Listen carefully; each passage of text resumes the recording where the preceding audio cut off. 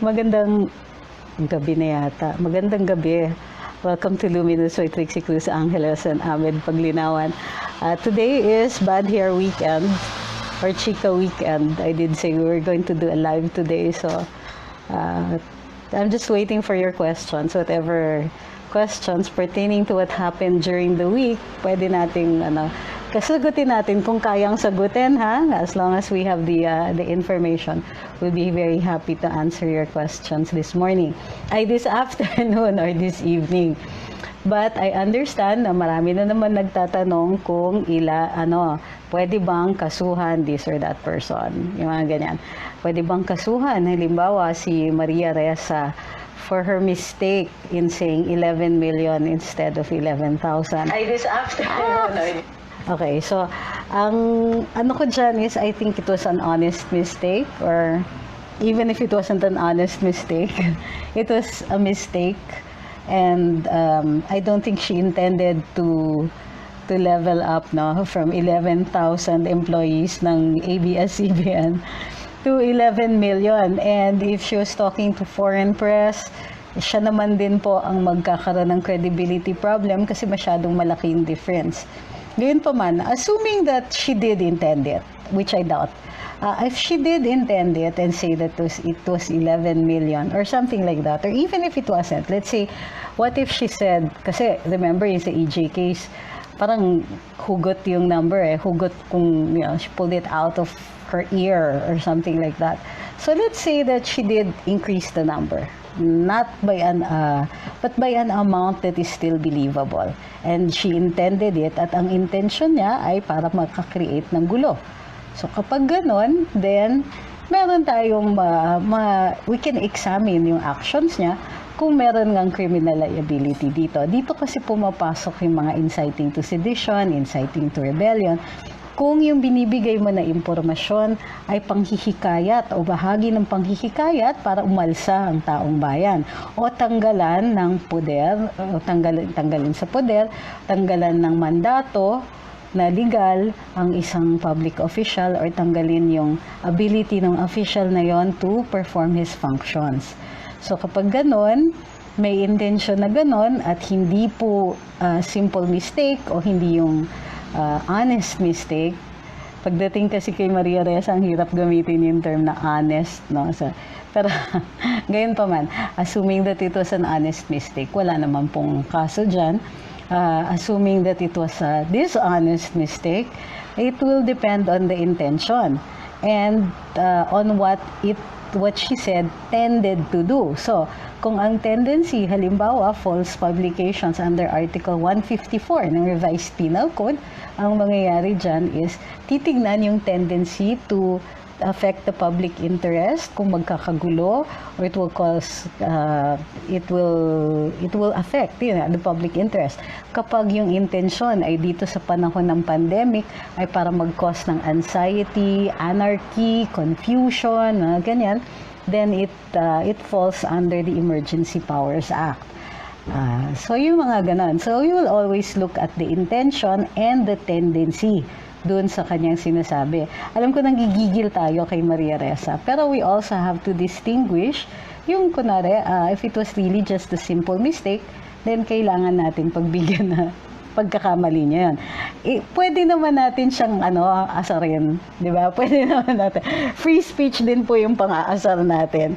Free speech din po yung yung pagsasabi natin na you're really bad at math. Magsama kayo ni Lenny Robredo, ganyan.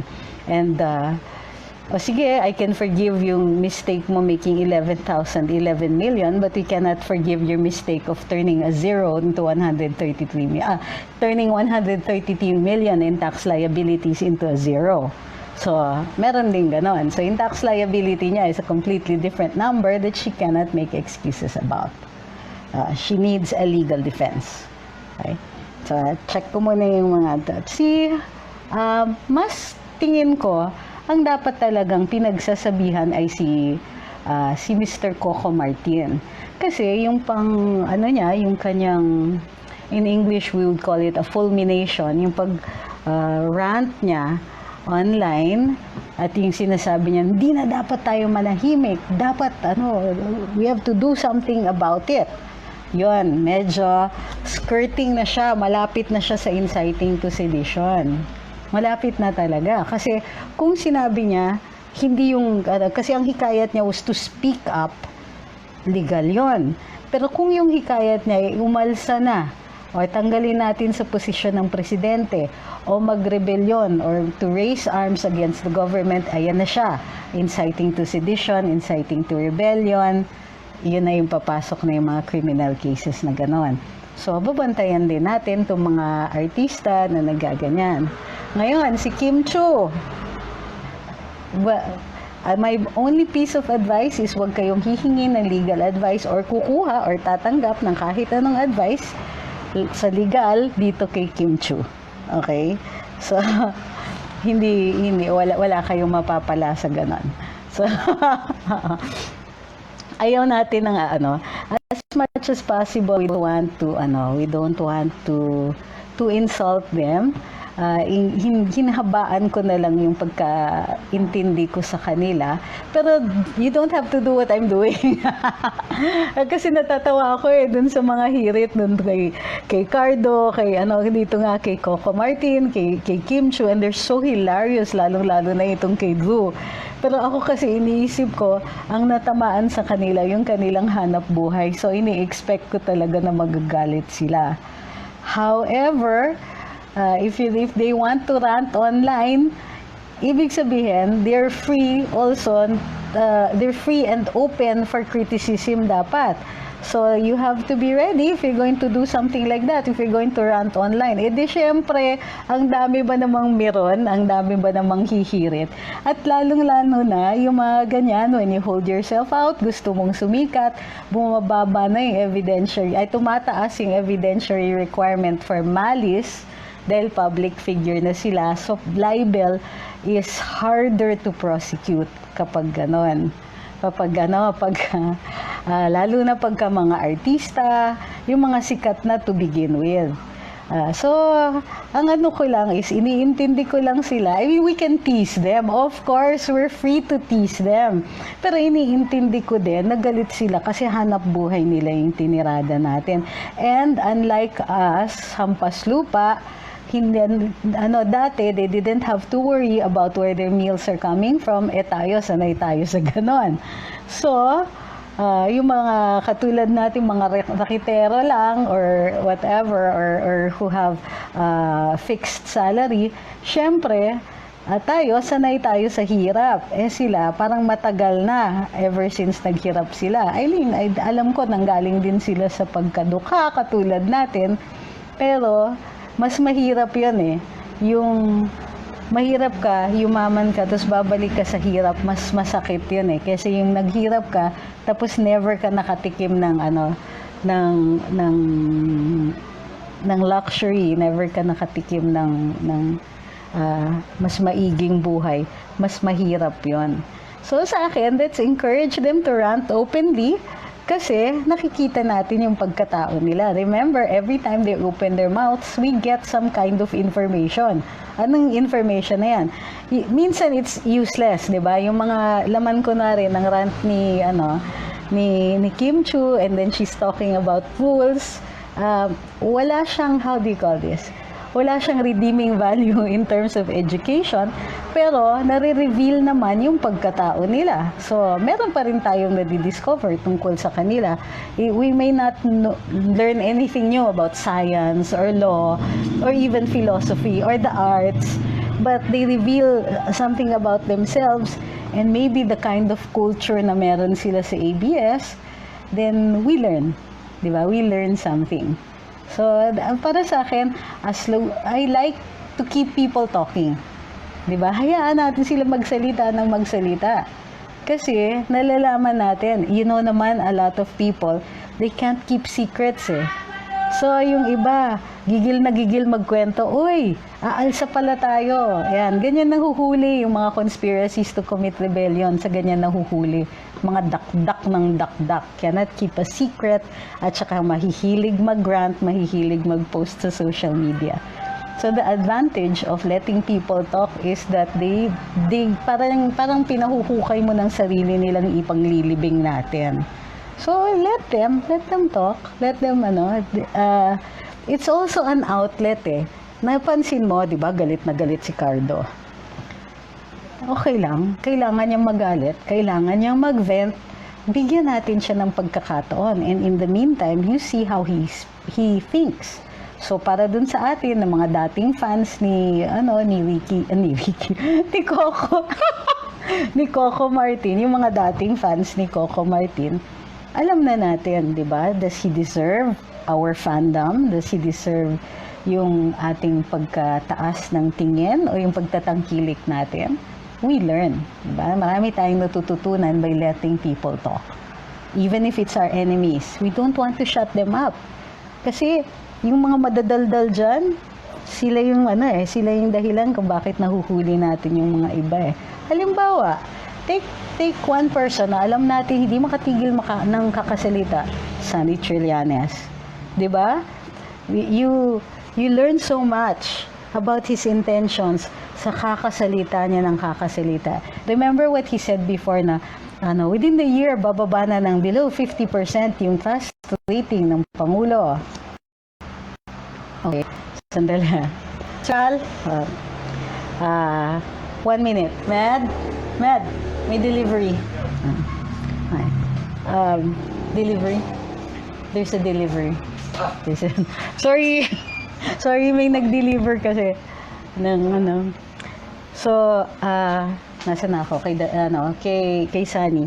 You know how he said na bababa ng below 50% yung trust rating ng Pangulo within the year, ganyan. So, you know na he's up to something, di ba? Alam mo na meron siyang gagawin, hindi magiging natural yan eh, yung pagbagsak ng trust rating ng isang leader. So, alam natin na meron silang intensyon, meron silang ginagawa para bumaba nga yung kanyang trust rating. So, all we had to do, ibantayan siya. So, di ba? Ano yung sinasabi nila? Paano nahuhuli ang isda? Sa sariling bibig.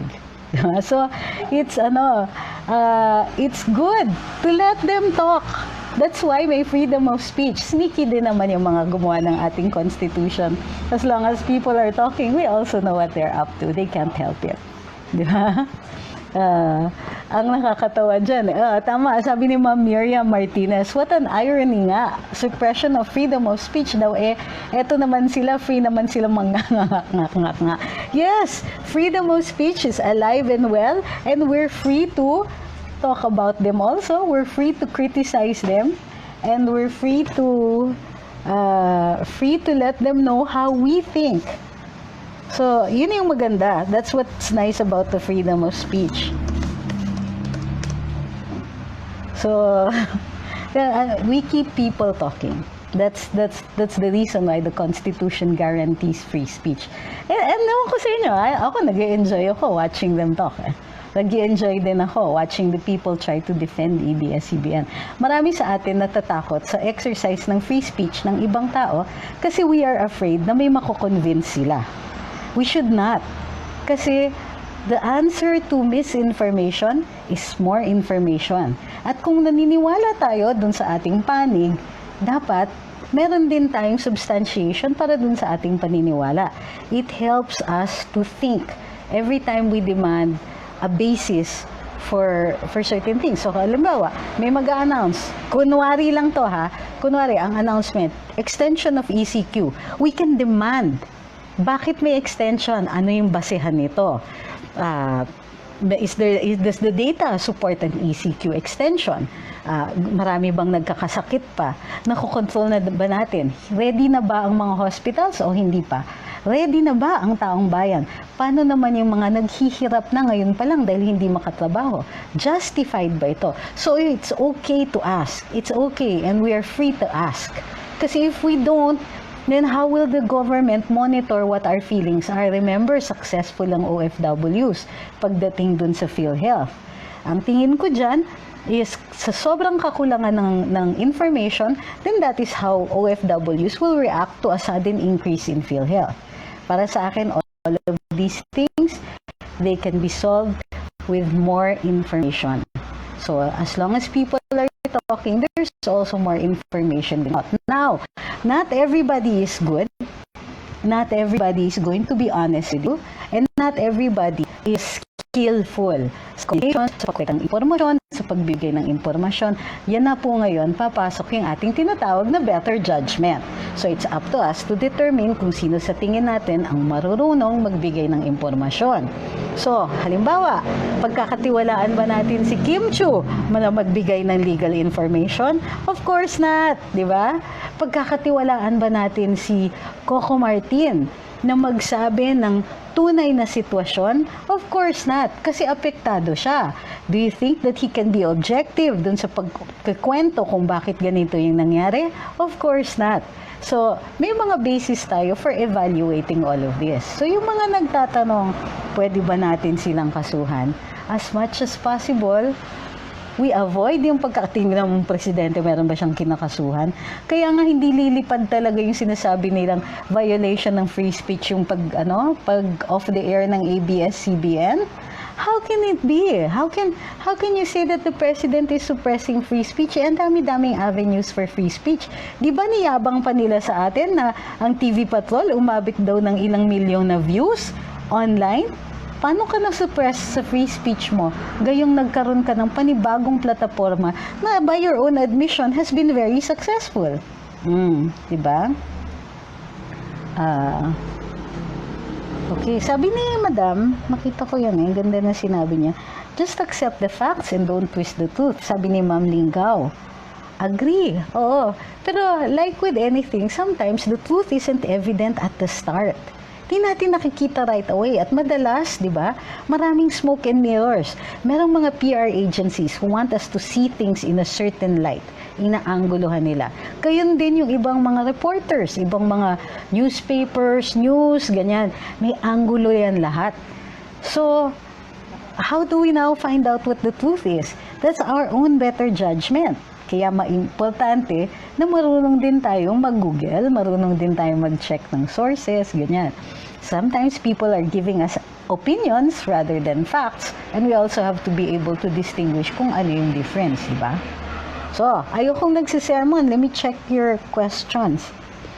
Tinatanong ni Noel Baviera, how good are the lawyers of Poblador Law Office? Tama ba yan? Lawyers of ABS-CBN, the Poblador Bautista firm.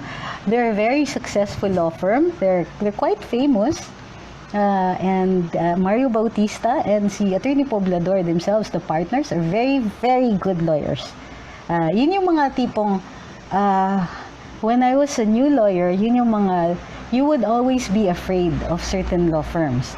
Dati, I was afraid of the firm and of ACRA until, yun na nga, umabot ka na sa point na talagang nakakatapat mo sila sa hukuman. And every law firm has their strengths and their weaknesses. But as far as reputation goes, Poblador Law Firm is a very good law firm. They have a good reputation. They have excellent lawyers. But, you know, any lawyer is still subject to the kind of facts that he holds. So, the better the lawyer, no matter how payat yung mga facts natin, may magagawa tayo. And pag tinitingnan ko yung petition nila, meron naman sila pong nagawa. And in fairness, very good yung research nila. But you're limited. You can only do so much. So, you can argue na may right ang ABS-CBN, but do they really have a right? Ang tingin ko dyan, binabase nila yung karapatan, so to speak, ng ABS-CBN dun sa kanilang relief o dun sa TRO nila, base dun sa previous practice ng NTC na hindi man nasisisi and desist kapag may-expire yung prangkisa. It will be up to the Solgen now to show na kung bakit iba. Bakit iba ang ABS-CBN? Bakit tama yung decision ng NTC?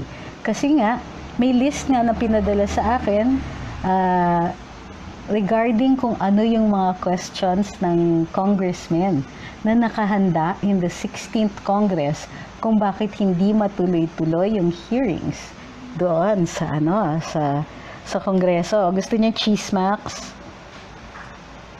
Hanapin ko lang yung questions na yan, ha. One of the questions was, when did Gabby Lopez change citizenship? Apparently, he was an American citizen, and yung pag-apply niya for dual citizenship came very, very much later.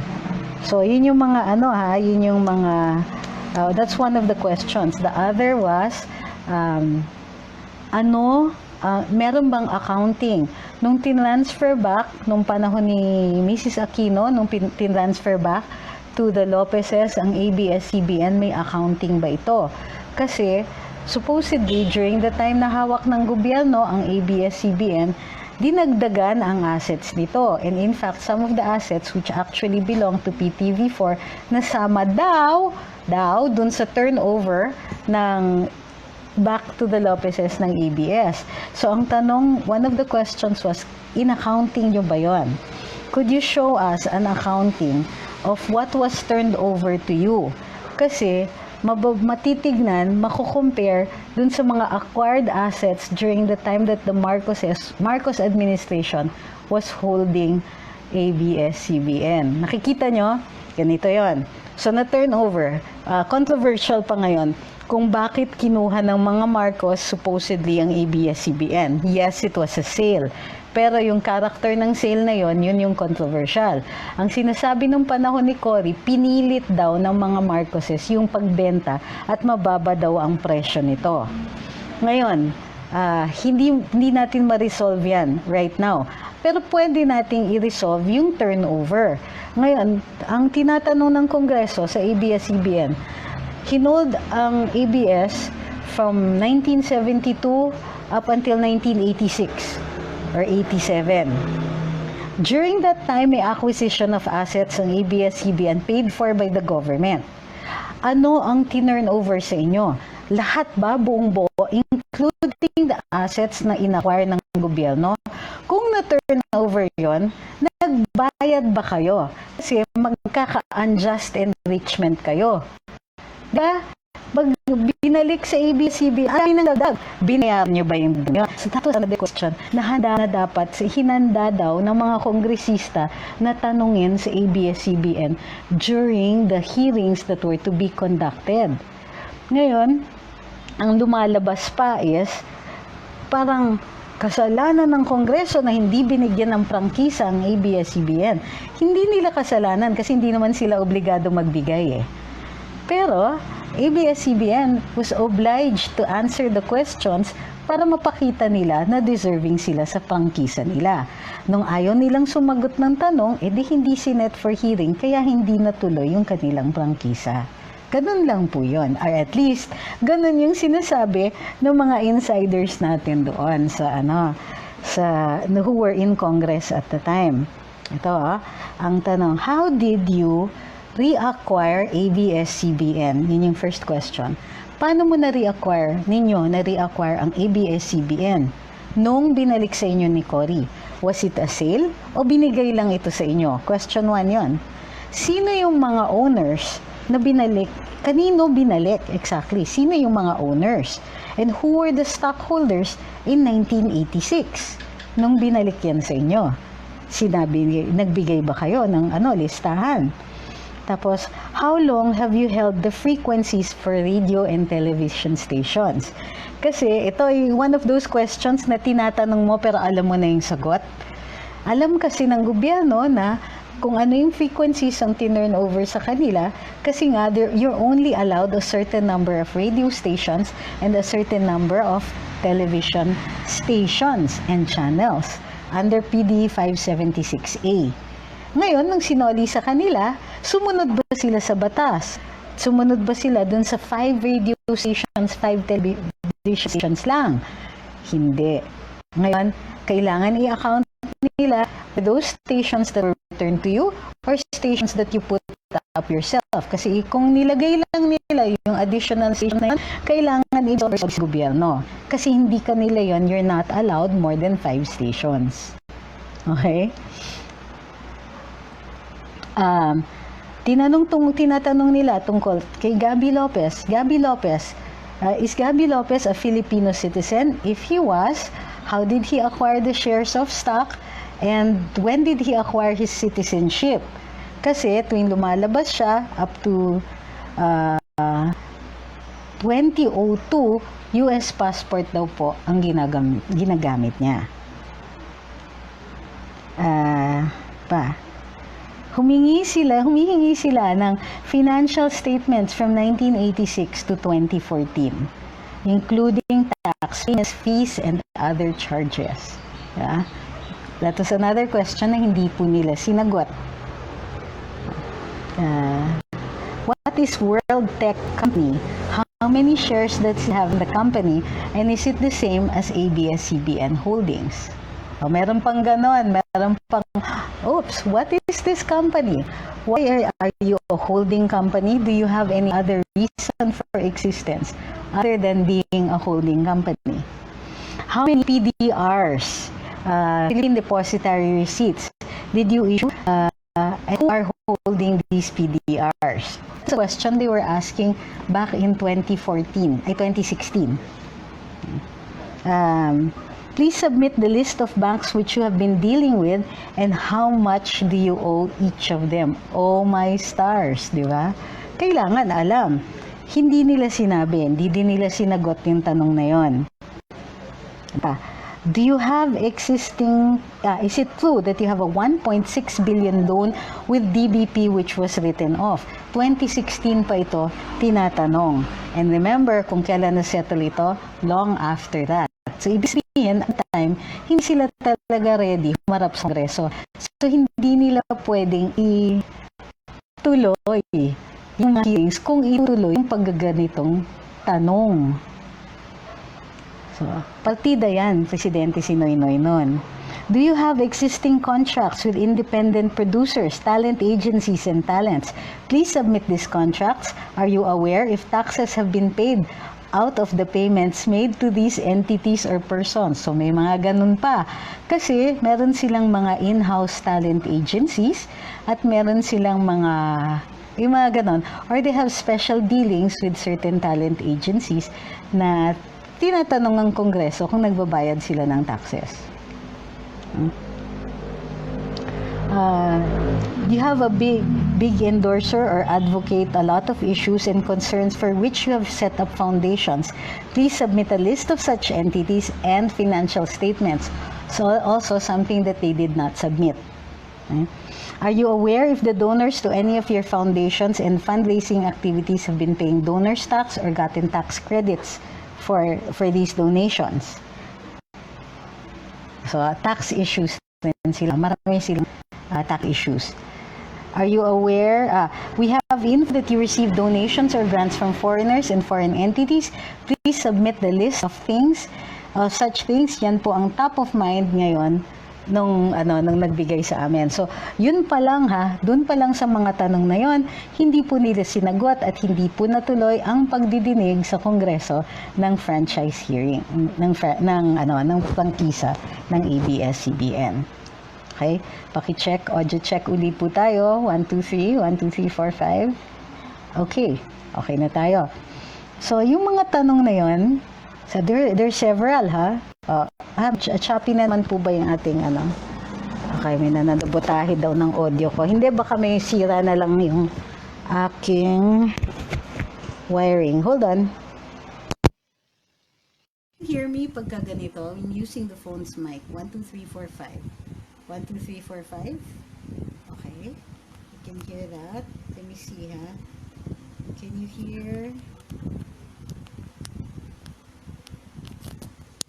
Ito, this one. 1, 2, 3, 4, 5. Can you please check if it is still choppy? 1, 2, 3, 4, 5.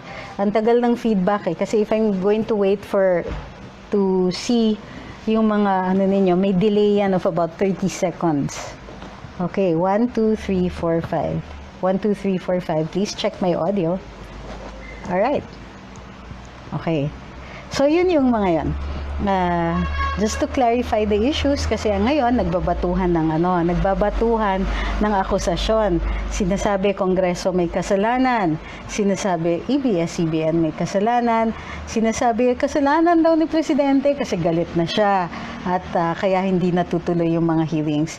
But we have to go back to 2016. Kasi hindi natin pwedeng sabihin na si Pangulo ang may kasalanan, gayon ngang bakit last minute na sila umaariba dun sa kanilang prangkisa. So you have to go back and check bakit hindi natuloy ang franchise hearings nung time na yon. Checking again. Iniintay ko po yung yung questions dun sa Big Dipper. Hindi ako nagkomento right away kasi this involved tax information and I had to check if there was a source para dito sa information na ito. Tatandaan po natin, ang mga income tax returns po are private and so we can, unless they are submitted to a government agency na kailangan i-publicize yung mga information, then we can't use them basta-basta. Okay?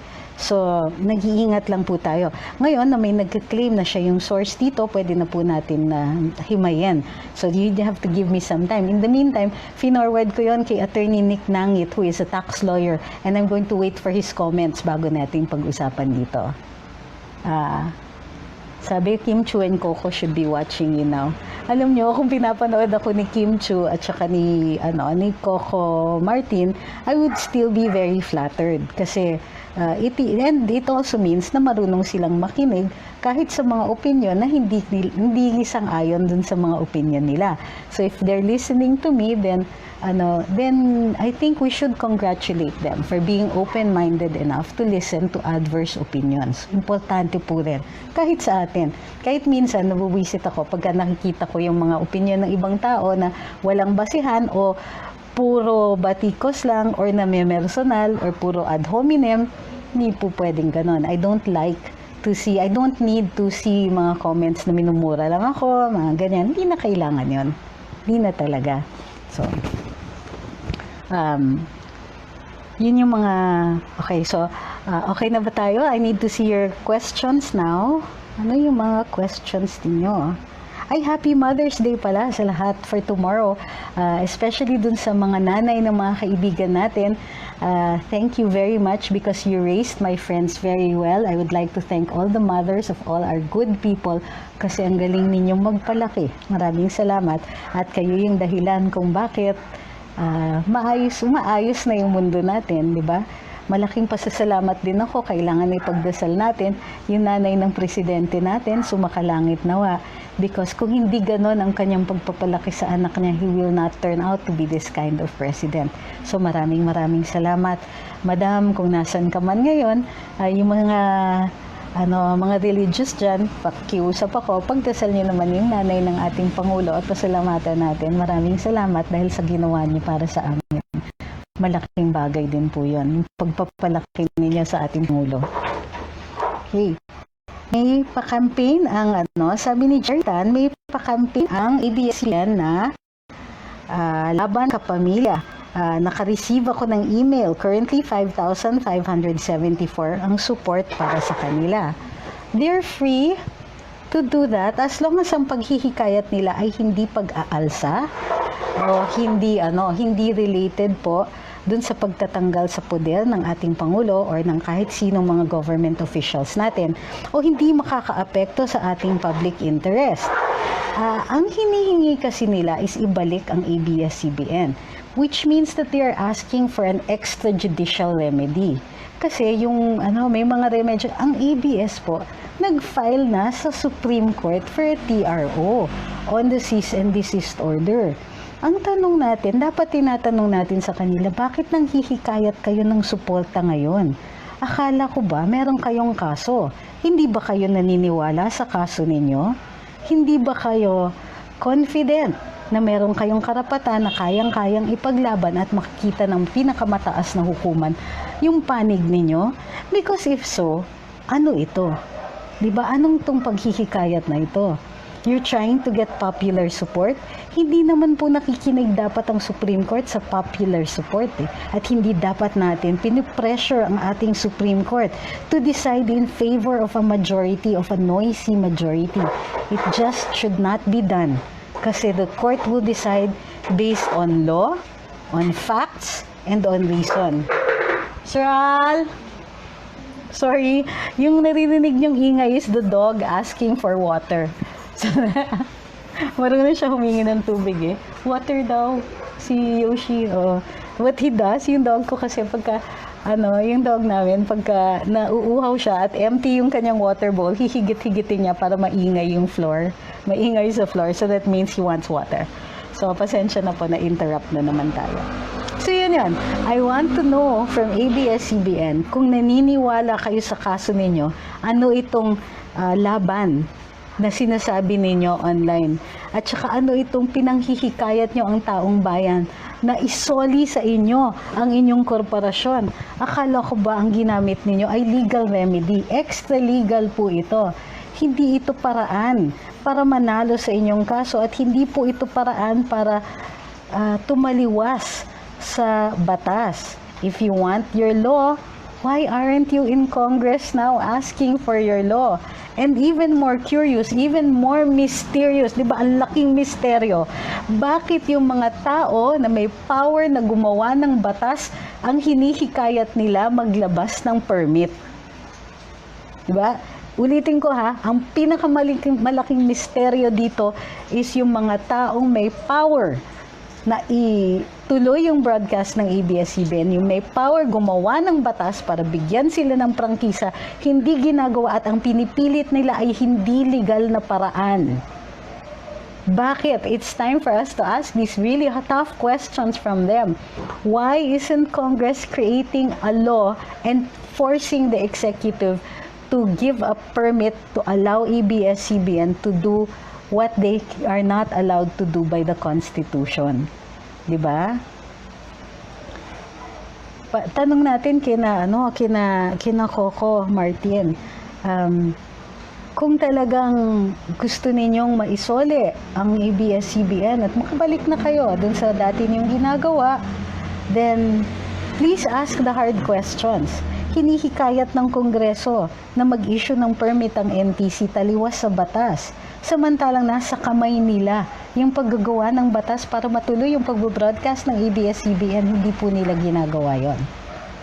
So yung mga issues, hindi sa minamaliit natin yung issues ng mga employees.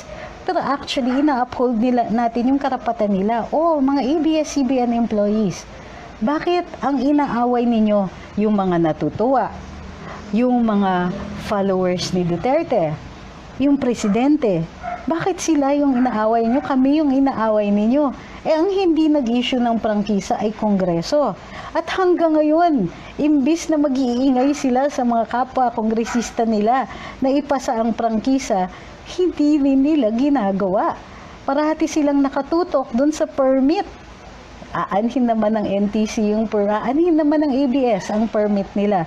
Gayong mismong prangkisa na nire-require ng saligang batas, hindi nila mabigay-bigay. Hindi nila makuha-kuha. So,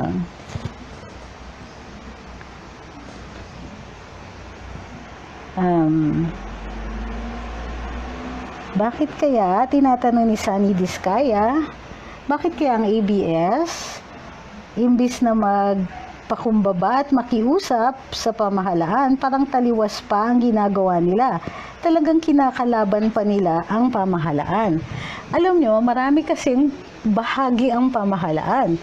I have no objection kung ang hinihikayat nila o ang inaaway nila yung taong may magagawa, which is Congress. So, hindi ko nga naiintindihan bakit imbis na ang Kongreso ang inaaway nila si Presidente. And ang ginagamit nilang basihan for saying na ang Presidente may kasalanan nitong lahat ay yung expression ni Pangulo na galit siya sa ABS-CBN. Unang-una, bawal ba magalit ang Pangulo? Pangalawa, nagsabi siya ng kanyang saloobin pero sinabi din niya, I will not interfere. So kung nakinig kayo dun sa galit niya, nakinig kayo dun sa part na sinasabi niyang galit ako sa inyo, pero ayaw ninyong tanggapin na totoo, tatanggapin niyo yun na totoo, pero hindi niyo tatanggapin yung bahagi din ng statement na yun na sinasabi niya, but I will never interfere. Na namimili ka lang. Diba? Pinipili mo lang yung gusto mong paniwalaan. Ang dami naman niyang sinabi, pero yung mga parang against lang sa'yo, yun doon ka naniniwala. Yung para sa'yo, hindi ka naniniwala. So, wag naman ganon. Di ba? Sabi ni Ivan, ano po yung sinasabi ng ABS na pwede daw po 6 channels of one franchise sa digital, not like sa analog. Yun po kasi ang pinaglalaban nila. Hindi po yan issue ngayon. Hindi po talaga. Kasi merong rules na ang NTC on digital TV at kailangan lang tignan natin kung nagko-comply sila doon. At kung yung current broadcasts nila ay meron silang prangkisa on that. As far as I can see, yung mga prangkisa under Amcara Broadcasting ay buhay pa po. So, okay pa sila mag-broadcast on those channels. Ngayon, yung labanan on digital channel has nothing to do with whether or not they can air right now. Okay, hihiwalay natin ngayon yung mga argumento. Ang argumento dun sa cease and desist order, simple lang. Para on the side of the NTC, no franchise, no permit to operate, no broadcast. Okay, simple lang. ABS-CBN says, we don't need a franchise. We can be allowed a permit kasi nakagawian na noon, kahit noon pa, na kapag iniintay yung bagong prangkisa, pwedeng bigyan ng provisional permit to operate. Okay. Ngayon, babalik yung argumento sa gobyerno. I-explain ng gobyerno ngayon kung bakit okay lang dun sa iba, tumuloy sila, pending franchise nila, pero ang ABS-CBN hindi. At ang magiging bahagi nun ay yung mga argumento ng Solicitor General na to begin with kasi hindi sila worthy dun sa kanilang original franchise. Violate nila to. Ngayon, pag-uusapan pa ba natin na bibigyan sila ng bagong prangkisa gayong hindi naman sila tumupad sa mga terms and conditions dun sa luma nilang prangkisa. Given the doubt on their former franchise, hindi po sila similarly situated with the other stations kasi wala naman po silang pending case doon sa paglulusaw ng kanilang mga lumang prangkisa. Okay? Ang nakikita niyo na yung difference, hindi pwedeng sabihin ng ABS-CBN, or at least ito yung magiging argumento ng ating Solicitor General. Sasabihin niya is, hindi pwedeng sabihin ng ABS-CBN, nakagawian niya. Tignan niyo yung PLDT, ang CBCP, ang ISLA, lahat sila. Kahit nag-expire yung kanilang prangkisa, meron silang ilang days to up to a year na tuloy-tuloy yung kanilang broadcast habang iniintay ng pag-issue ng Kongreso yung kanilang bagong prangkisa. Ang ine-expect ko na argumento ng Solicitor General dito at ni Atty. Larry Gadon is, wait, yung mga korporasyon na yon, wala silang pending case with the Supreme Court para lusawin yung dati nilang prangkisa. At dun sa associated na kaso, kapag bago pa lang ang prangkisa mo, yung iniintay mo pa lang, wala kang previous franchise, bawal kayong bigyan ng permit to operate kung hindi pa kayo nabibigyan ng kahit anong prangkisa before that. Okay? So, yun yung labanan. Ngayon, yung mga issues tungkol sa mga frequency, ganyan-ganyan, tungkol yan doon sa whether or not they should be given a franchise by Congress. Okay? Kahit sagutin natin yan, kahit tama sila sa lahat ng yan, hindi pa rin sila makaka-broadcast. Kasi wala pa rin silang prangkisa. Diba? Yung mga argumento na yon ay argumentong gagamitin nila sa Kongreso para bigyan sila ng prangkisa nila. Okay?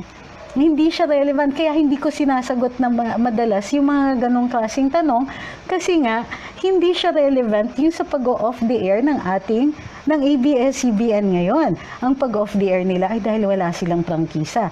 Doon sa mga issue sa pag-i-issue ng bagong prangkisa, yun yung mga pag-illegal na gamit ng frequency, yung pay-per-view nila na wala naman silang permiso, yung mga ganyan. Tapos yung additional questions na hindi pa rin nila sinasagot, yan po ang mga issues sa whether or not Congress should give them a new franchise. So it's nothing to do with the issuance of the cease and desist order. Okay? Huwag po kayong magpapadistract. Kasi kahit naman panalo ang ABS-CBN dun sa issue na yon, dun sa frequencies and channels and pinugulo nila yung issues, kahit sabihin pa natin, sige, tama kayo dyan. Pero dahil ang prangkisa, hindi pa rin kayo pwede mag-broadcast. Diba? Ganun lang po yun. At if may explain po natin kina Coco Martin at kina Chiu yung mga ganito, in simple terms, baka naman maunawaan din nila kung ano yung nangyayari. Hindi nila pwedeng sabihin, uy, isoli ninyo yung ABS-CBN kasi mawawalan kami ng trabaho. Hindi po pakikinggan yan ng NTC. Diba? At kung sasabihin nila illegal yung pagtanggal niya sa ABS-CBN dahil maraming mawawalan ng trabaho, maaari naman natin papuntahin sila sa DOLE, baka sakaling meron silang ayuda dahil panahon ngayon ng COVID. Hindi ko minamaliit yung mawawalan ng trabaho.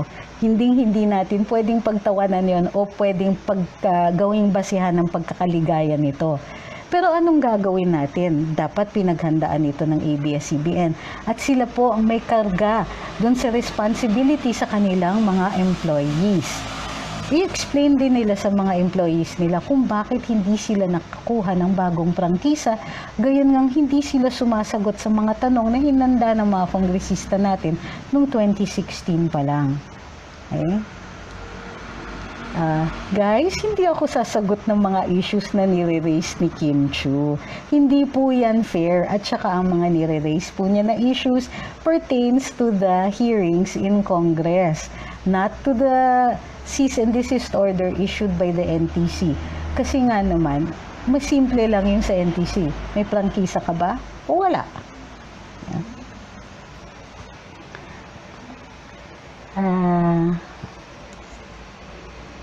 Sabi ni Shane Monleon Pulmones, dinadahilan nila iba daw kaso na ang prangkisa pero di pa din pinapatigil ng NTC, sabi pala ni Kim. Hoy, hindi ako sasagot ng kay Chiu. It's not fair. Tsaka ayoko naman. Hindi naman po natin ginawa itong live na to para pagtawanan sila kasi trabaho na po yan ni Drew. Mas magaling po si Drew sa pagkukomedyante tungkol sa kanila. Pero hindi rin dapat natin pinapatulan ng kanilang mga argumento gayong halatang halata naman na finid lang po sa kanila. At finifeed po yan sa kanila so they will get better mileage. And what I'm saying is that most of the issues that they are raising ay wala pong kinalaman dun sa issuance ng cease and desist order ng NTC. Okay? So yung mga ganon, hindi ko rin nga, wag niyong awayin. Pwede natin silang tuksuhin. Pero wag naman natin silang awayin kasi hindi naman nila ka-level yung pagkakaunawa ninyo. At saka, tinamaan naman po ang kanilang hanap buhay. Hindi natin gustong gumawa ng mga kaaway, gayong kahit majority tayo, di ba? Politics is addition. We want people to understand. Hindi natin gustong magalit sila. Ang hapakay natin dito ay pagkakaintindihan natin lahat. Alam ko medyo KJ ako, no? Masyadong pa-cute. Masyadong tweetums. Hindi ako mean ngayon kasi weekend eh. Ang saya-saya ko ngayong pag-weekend eh. Wala ano. Hindi ako maaga bumangon. Ewan ko, baka pagdating ko sa karambola, busit na naman ako. Mean na naman tayo. Effective po ba ang gag order na ihinain ni Attorney Larry Gadon? Hindi ako nalampas. Ano siya? Humingi ba siya ng gag order? Humingi ang Solgen, ang alam ko, ng na to prevent ABS-CBN from kasi di ba ginagamit nila yung station noon para i-air yung side nila, tapos ang dami-dami nilang ads tungkol dun sa kaso. So, nag-request si Solgen for the issuance of a sub judice order.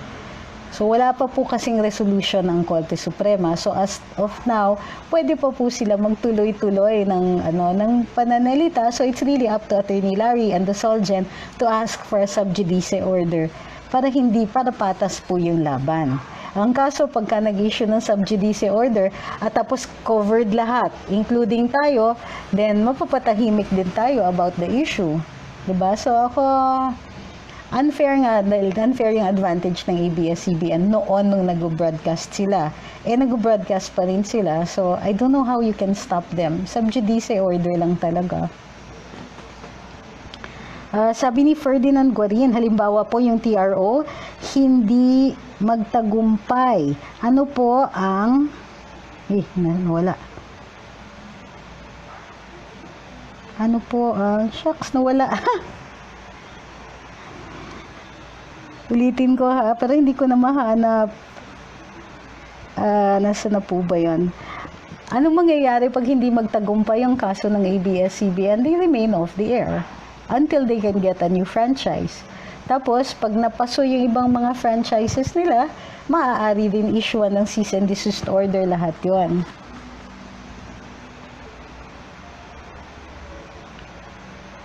Sabi ni Tina, Tominaga, prangkisa pala talaga ang dahilan. Ang dali naman palang intindihin, tapos sa presidente nila sinisisi. Naghahanap lang talaga ng dahilan ang mga binabayarang mga artista na to para masira ang presidente. Mas concerned ako dun sa pare-pareho yung sinasabi nila, which means it could be scripted. Diba? Which means na merong somebody is pulling the strings. Ibig sabihin, may mga tao na naghihikayat, I can't say na bayaran, wala akong ebidensya. Pero, na-persuade sila to mouth certain terms. So, nakakamangha talaga na si Kim Chiu may alam ng mga legal jargon. Diba? So, ganon. We have to be discerning din. Alam din po natin, like I said, libre naman tayong tuksuhin sila about it.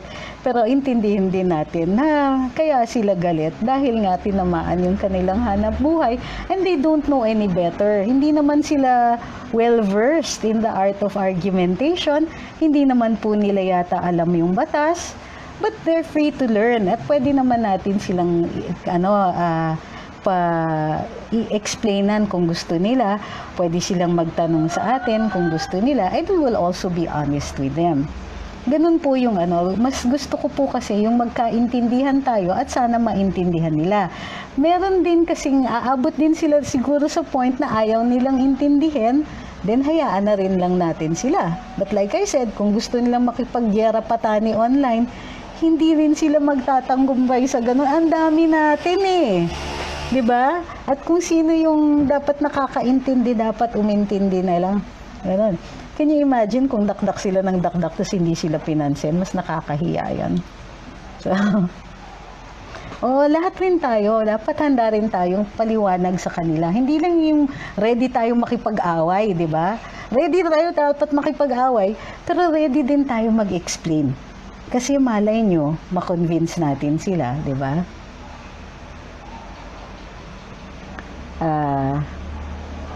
Sabi ni Liven Yodge, o Joy yata ang pangalan nito. Hello Kim Chiu. Ako nawala ng bilis na. Hello Kim Chiu. Umabot pa sa classroom. Kasi medyo yung analogy ni Miss Kim eh. Sabihan na lang natin, next time Miss Kim, gumamit ka ng script. Kasi hindi po lahat ng mga nagla-live magagaling sa extemporaneous speech. Kung alam mo yung kalimitahan mo dun sa extemporaneous speech, ay magsulat po kayo ng notes para mas maliwanag yung inyong sinasabi. At hindi ka nababatikos sa pagkakamali mo, bagkus ay mahihimay namin yung argumentation. Okay. Pwede po bang ma-explain, sabi ni Christopher Dagutaw, pwede bang ma-explain yung pinagsasabi ni Kim Chiu about dun sa sample niya sa classroom? Hindi ko talaga mag-getsing sinasabi niya. Ang sinasabi yata, decoding lang tayo. Ang sinasabi yata ni Miss Kim Chiu is, paano kunwari, pinag-awin mo sa classroom, bawal sabi, huwag kayong lalabas. Tapos may magsasabi na palitan yung rule, suddenly pwede ka nang lumabas. Hindi ko alam kung paano yun naging relevant dito. Parang ang sinasabi niya, binabago naman ng NTC yung rules kasi dati yung rule pwedeng mag-broadcast kahit walang prangkisa. Ngayon sinasabi ng NTC, bago na yung rule, di ka na pwede mag-broadcast. So yun po yung sinasabi niya. So Miss Kim, hindi po nagbago yung rule. Actually, yung ginagawa noon na pinapayagan na tuloy-tuloy pa rin yung pag-broadcast kahit walang prangkisa, ang tinatawag po natin doon ay accommodation. Pinagbibigyan. for purposes of convenience, for purposes of, the practical application, hindi sa lumalabag sa batas or hindi sa parang sinasabi ng NTC, palabas na naman yung prangkisa mo, sige, hindi na namin i-enforce yan. Pero dalian nyo, pag hindi pa rin lumabas ang prangkisa nyo, after another year, ay wala nang point. Cease and desist order na kami kasi hindi namin sigurado kung baka naman yung tagal ng pagdidinig ng inyong prangkisa is really the Congress's way of saying no. Diba? So, at some point, magde-decide ang NTC na sobrang tagal na, wala kang prangkisa, cease and desist ka na namin. So, ganun lang po yun. Okay. Bakit biglang natakpan yung aking screen? Sorry, ang dami kasing tumatawag ng sa ating messenger. Inano ko na, sinilent ko na. So, dun sa mga nagsasabi, graduate si Kim Chiu ng bahay ni Kuya, ay totoo naman. Pero hindi ko kasi gustong maliit ng taong bayan. Hindi komot nakapag-aral ako, o marami akong napag-aralan, doesn't mean that I'm a better person than they are. Hindi po ganun yon. At even yung mga tao na kung ano-anong pambabalahura sa akin, it doesn't mean na kumat binabalahura nila ako or capable sila na gawin yun sa akin, doesn't mean they're better than me either. Ganun lang po yun. Kailangan po mahabang pasensya natin. Yun din ang sinasabi, tingnan niyo yung Pangulo nga, naiinis siya. Naiinis siya sa ABS, naiinis siya dun sa mga taong nang babalahura sa kanya, pero hindi naman siya nagkakaso. Diba? So, ganunan lang. Kaya ako hindi mabilis magsabi na kakasuhan kita. Hindi. Talong pikon eh. Dapat asal talo. So, kung nangaasal sila, then that means, open season guys. Paki-explain na lang kay Cardo ha. Paki-explain na lang kay Miss Kim Chiu. Kung kayo mambabato, mababato kayo. Hindi lang batas yan, nasa Biblia pa yan. Diba? Dapat ang bato namin sa inyo, tinapay. Pero, that's when we're being good, di ba? Pero kung ang binato nyo sa amin isang buong bahay, di humanda din kayo sa ganong klaseng batikos. Okay? Kailangan, bawal pikon. Pati tayo, bawal tayong mapikon. Di ba? We shouldn't be so quick in saying, patahimikin yan. Hindi natin gusto yan. Kaya tuwan-tuwa nga ako sa dami ng popcorn na pwedeng lutuin dahil sa mga pinagsasabi nila, di ba? Bakit tayo mapipikon sa kanila? Panalo tayo eh.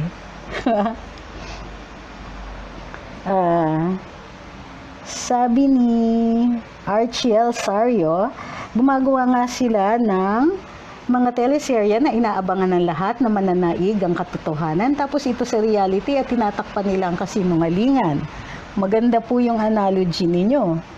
Well, hindi ko sure kung parating nananaig. Nananaig ba parati yung happy ending parati.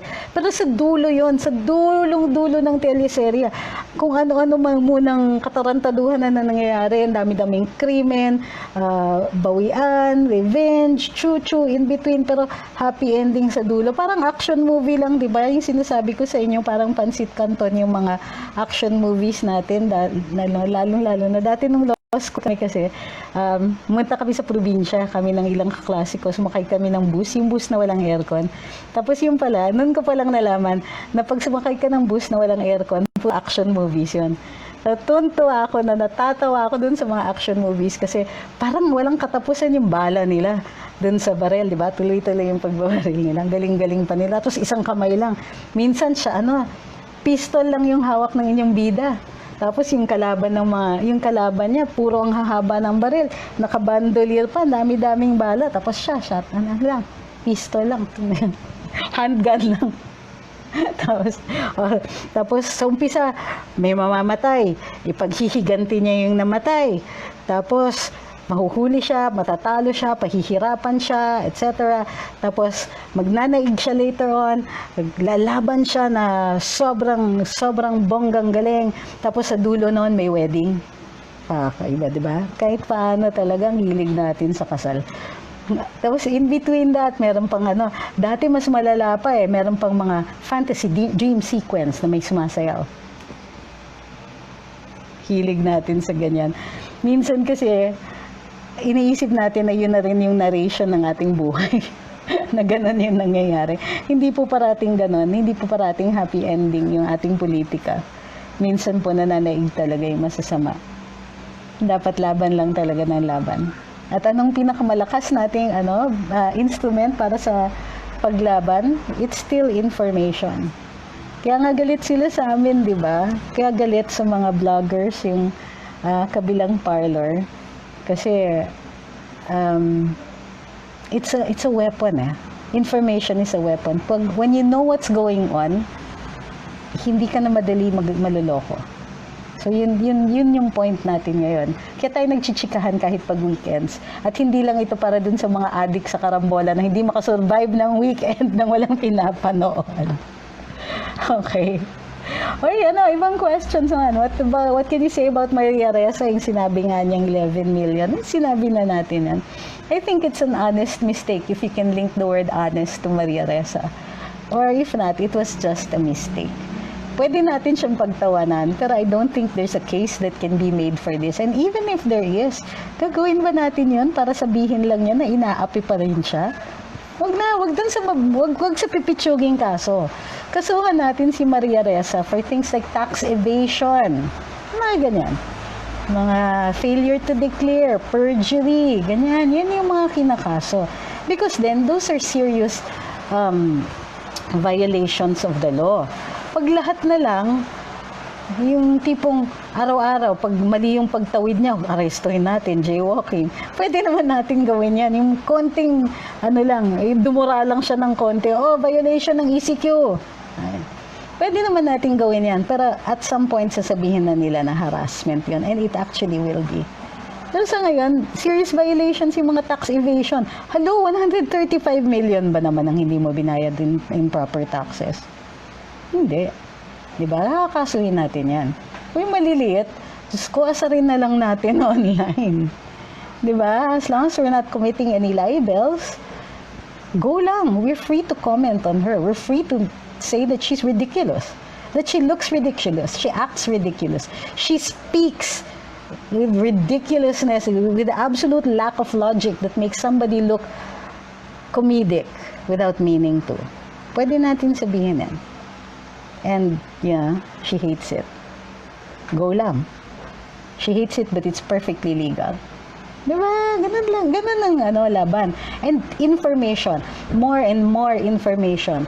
Yung dating panlilin lang nila sa atin, hindi na nila magagawa. Because what we do is bring out our best weapons, which is still information. Diba? Chill lang tayo. Ay, ang maganda niyan, yung hindi tayo galit, tapos sila asal na asal. Sino sa atin na mamamatay sa high blood? Diba sila?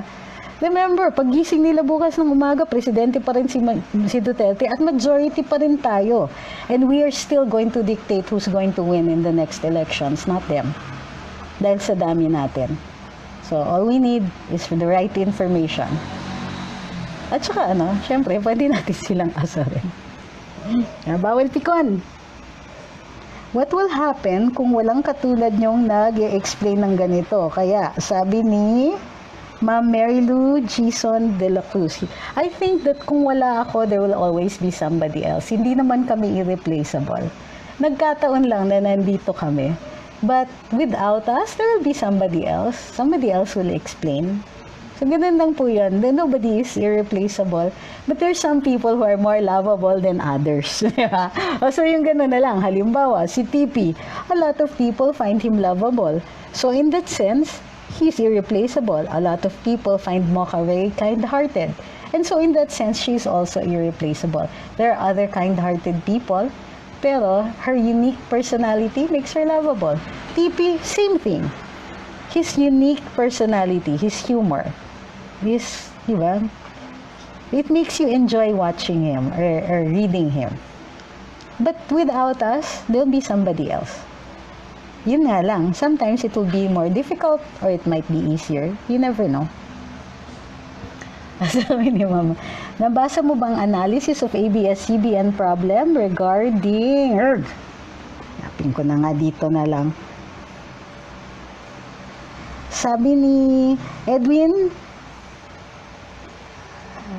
ayan, hirap, ang bilis ng replies. ng ano? Shit eh. Ang bilis eh. Okay. Thank you. Sabi, if mag-grant ang TRO, sabi ni Eric Robert Santos, what is next for the Solgen? The TRO, remember, is temporary. It's for the duration of the trial or the hearings in the Supreme Court. So, if granted the TRO, the cease and desist order might be lifted. So, they will be allowed to broadcast habang nililitis yung kaso. Pero, there are clues eh. Halimbawa, nag-file ng very urgent motion yung lawyers ng ABS-CBN and they also asked for a TRO. Yung very urgent motion ay para ma-raffle yung kaso kaagad at ma-assignan na ng ponensya. Yung ponensya na yun will be the administrator of the case. At yun ang magpaparaffle, then yun, once may administrator, may ponensya na, hihingi na yung mga kasagutan or i-grant na, i-recommend yung granting ng TRO. There was time for a raffle kasi Thursday na file, it wasn't a weekend yet, pero pinasa Monday na ng ating Korte Suprema yung raffle, which means it will be assigned to a ponensya possibly Tuesday pa.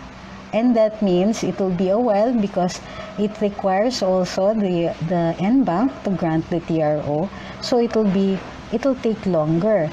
Ngayon, we've seen the court act very quickly on certain things. In fact, there is a case that once I filed for a petition for habeas corpus with the Supreme Court, which the court has to act on immediately. So, the court can act very, very quickly if it wants to. And if it believes that they have to act in the most urgent matter, they will. So, when they don't, there's also a reason for that. So, mahirap na yun magsabi na yun ang pinapanigan ng Supreme Court.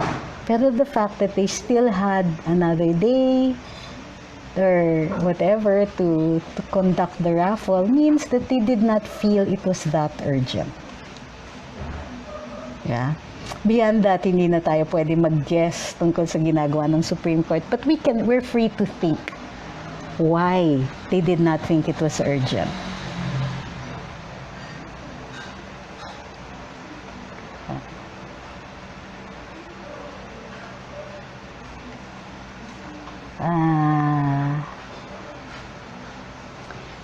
Kung walang magpapaliwanag ng eksaktong totoo at doon minsan nakakalusot at doon nakakapasok ang patagong bayaran, sabi ni Ma'am Freda Perez. Kung walang nag-i-explain, opo. Pero ang sinasabi ko kasi is, maraming marunong mag-explain nito, actually. Siguro ako lang yung may oras. Kaya, you're stuck with me and Attorney Ahmed. Pero there are other people equally, who are talented and who are capable of doing this. I don't like to think na may monopoly kami on this.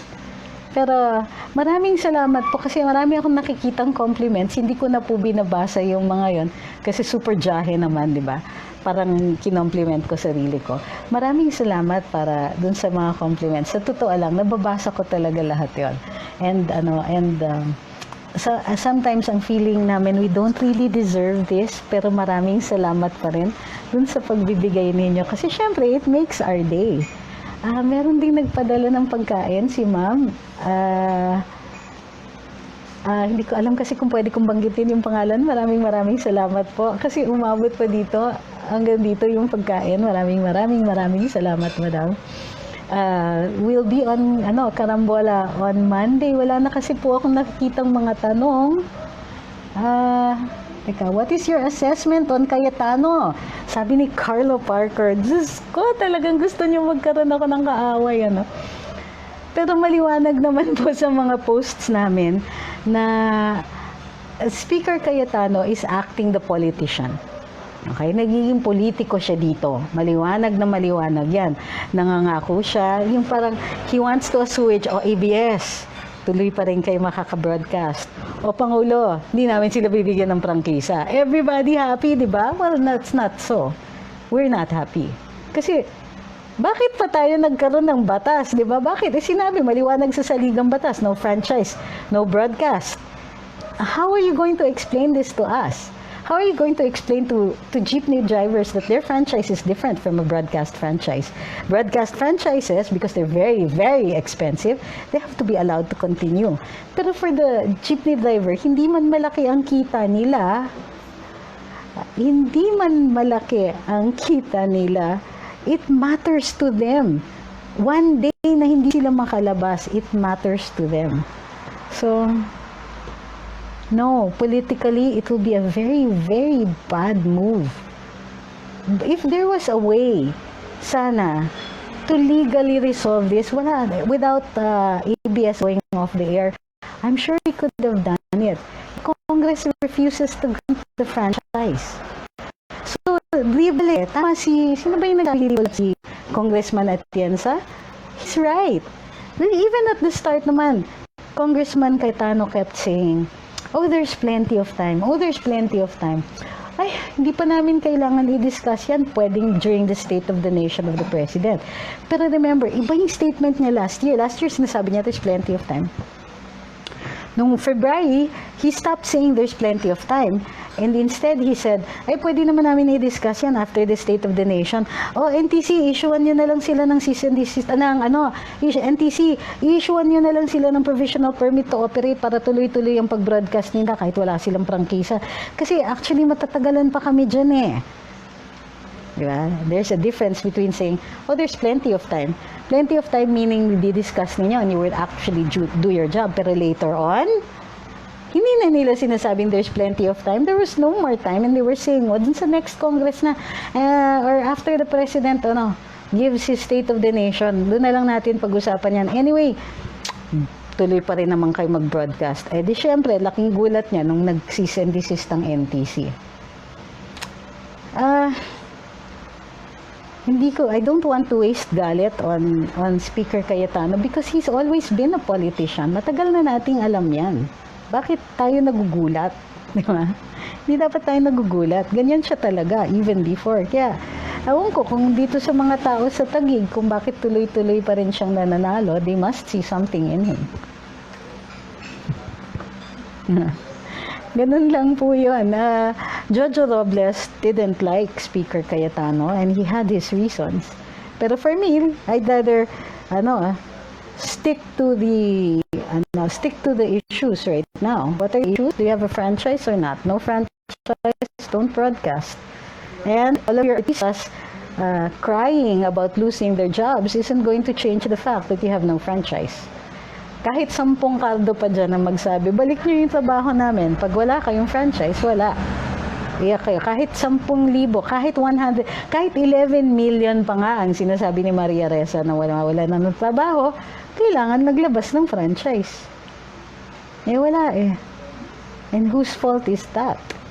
I think that if ABS had answered the questions in the 16th Congress, they wouldn't have this problem. So there's no use in blaming the President. Sabi ni Zachary Angeles, hindi ba pwedeng i-appoint si Atty. Gadon sa PCOO? I think his talents would be wasted in PCOO. I'd rather see Atty. Gadon as a senator. Diba? Not as a cabinet member. Iba yung politiko ng cabinet, iba yung politiko ng senador. And I think he'd be a very useful senator. Nagkamali daw ang NTC ng dinig. Sabi ni Kat Kiat, what Kong Janet said yesterday about ABS made a lot of sense. Parang calculated move to really have the company franchise expire. Malaking savings when they open another company and getting a super franchise. Yeah. Or maybe they're not even getting another franchise. Maybe they're moving to a different platform and they just want to jettison all the people they don't find useful anymore in the new company and in the new platform. Could be that. Diba? Make themselves look like the victim while in the meantime, you're making a good business decision. Could be anything like that. Last 2 questions. Tinatanong ni Bert Quebec, can we have a copy of the questions asked by the 16th Congress na hindi sinagot ng ABS-CBN? Actually, I got this from one of the congressmen in the 16th Congress, and he dictated it. Nagpapaalam lang po ako, Harry, shh. Harry, shh. Harry, later na. Sorry, restless si Harry. Yung questions na binasa ko kanina came from a congressman who was in the 16th Congress. Magpapaalam lang po ako bago ko i-post. Pero ipopost po natin yan.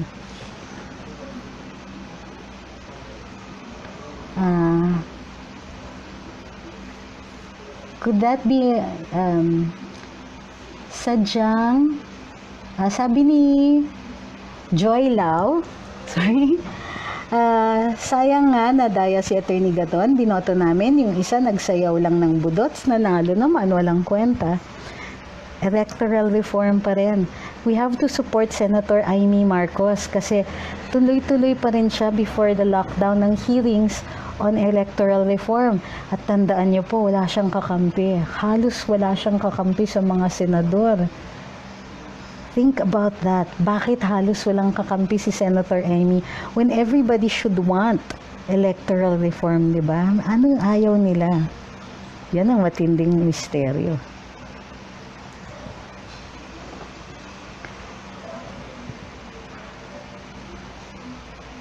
Sabi ni Meldrin Rojas, sinabi ni Larry Gadon na bawal daw ang 6 channels dahil monopoly daw yon ayon sa National Competitiveness Commission. I have to check kung ano exactly yung sinabi ng ano. But if it came from Attorney Larry, then he knows what he's talking about. Okay, one more question or comment.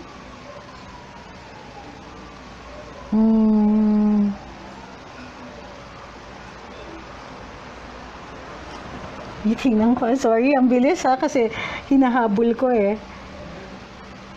Sabi ni Ai Hulay Koway, during the time of Pinoy, hindi sila nakakuha ng franchise. Those are the questions that I asked earlier on, di ba? May mga series of questions that the congressmen had readied para sagutin ng ABS-CBN and they did not want to answer the questions. So, kahit nagsiset ng hearings, di dumadating, so either reset until napasuhan na sila, natapos na yung Kongreso, and it went into a new Congress. Sabi ni Jong, parang yung mga mambabatas ay representante ng ABS-CBN. Di ba? Yun ang tactic na gamit ni APC para may pressure. Sabi ni, naku, nawalampasan na naman ako.